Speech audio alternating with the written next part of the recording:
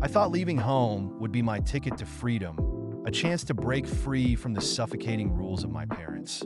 No more curfews, no more lectures, just me and my dreams. I was so sure I could conquer the world on my terms, but reality hit me hard. Bills piled up, friends disappeared when I needed them the most, and I found myself alone, lost in a sea of uncertainty.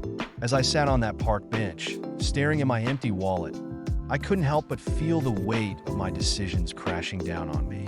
I scrolled through old photos on my phone, memories of family dinners and laughter, realizing how much I had taken for granted. Maybe they were right all along. Maybe I wasn't as ready for the world as I thought. Returning home wasn't easy. The shame and regret weighed heavy on my heart as I stood at the door, unsure of what awaited me on the other side. But as it swung open, I was met with open arms and forgiving smiles. My mom's warm embrace, my dad's reassuring laughter.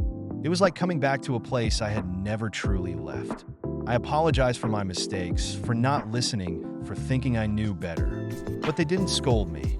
Instead, they welcomed me back with love and understanding.